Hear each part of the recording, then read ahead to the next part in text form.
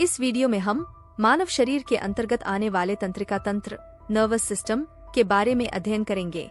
हमने अपनी पिछली वीडियो में पाचन तंत्र के बारे में चर्चा की है। अगर आपने वह वीडियो नहीं देखी है तो उसे जरूर देखें। तंत्रिका तंत्र नर्वस सिस्टम। तंत्रिका तंत्र तंत्रिका कोशिका से बना होता है। तंत्रिका कोशिका शरीर की सबसे लंबी कोशिकाएं है जिनमें विभाजन नहीं होता। तंत्रिका तंत्र के अंतर्गत बहुत सारी महीन धागों के समान तंत्रिकाएं हमारे शरीर में फैली रहती है, जो बाहरी वातावरण से प्राप्त संकेतों को संवेदी अंगों से प्राप्त करके अत्यंत कमजोर विद्युत धारा के रूप में एक्सॉन की दिशा में प्रवाहित कर दी जाती है और शरीर के विभिन्न भागों के बीच कार्यात्मक समन्वय स्थापित करती है। मानव शरीर में तंत्रिका तंत्र को निम्न भागों में विभाजित किया गया है। केंद्रीय तंत्रिका तंत्र सेंट्रल नर्वस सिस्टम, परिधीय तंत्रिका तंत्र पेरिफेरल नर्वस सिस्टम, स्वायत्त तंत्रिका तंत्र ऑटोनॉमिक नर्वस सिस्टम, केंद्रीय तंत्रिका तंत्र सेंट्रल नर्वस सिस्टम। केंद्रीय तंत्रिका तंत्र दो भागों से मिलकर बना होता है। मस्तिष्क ब्रेन, मेरुरज्जु स्पाइनल कॉर्ड।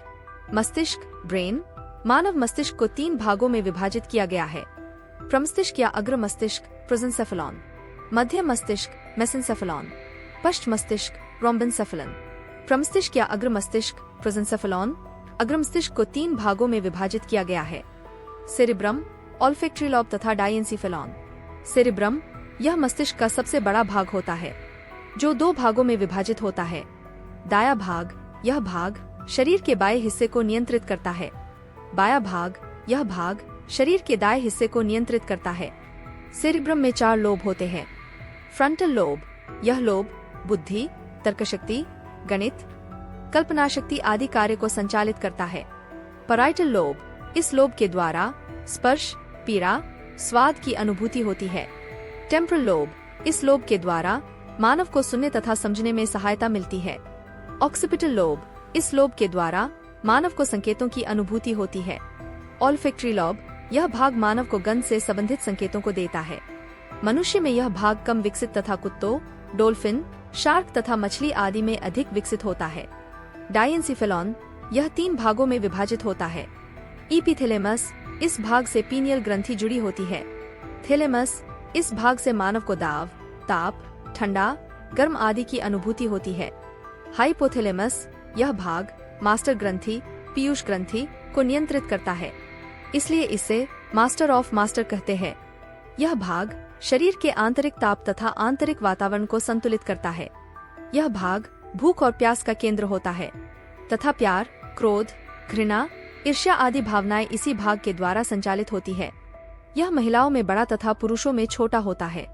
मध्य मस्तिष्क मेसेंसेफेलॉन, इस भाग के अंतर्गत ऑप्टिकल लोब आता है जो दृश्य से संबंधित संकेतों को ग्रहण करता है। पश्च मस्तिष्क रोम्बेनसेफेलन, पश्च मस्तिष्क के अंतर्गत सेरिबैलम, पोंस वेरोलाई तथा मेडुला ओब्लोंगेटा आते हैं। सेरिबैलम, यह भाग मानव शरीर के मस्तिष्क का बहुत छोटा हिस्सा है तथा इसका कार्य शरीर की मुद्रा को नियंत्रित करना होता है। यह भाग मानव को सीखने में मदद करता है, इसलिए इसे लर्निंग सेंटर भी कहते हैं। पोंस वेरोलाई, यह पश्च मस्तिष्क और मध्य मस्तिष्क के बीच सूचनाओं का संचारण करता है। मेडुला ओब्लोंगेटा, यह वह जगह है जहां आपका मस्तिष्क और रीढ़ की हड्डी जुड़ी रहती है, जिससे यह आपके शरीर से तंत्रिका संकेतों के लिए एक महत्वपूर्ण माध्यम होता है। अगर आपको हमारा वीडियो अच्छा लगा हो तो वीडियो को लाइक करें और ऐसी ही तथ्यों की जानकारी के लिए हमसे जुड़े रहे और हमारे चैनल को सब्सक्राइब जरूर कर ले और बेल आइकन को प्रेस कर दे, जिससे हमारी आगे आने वाली वीडियो की नोटिफिकेशन आपको मिल सके।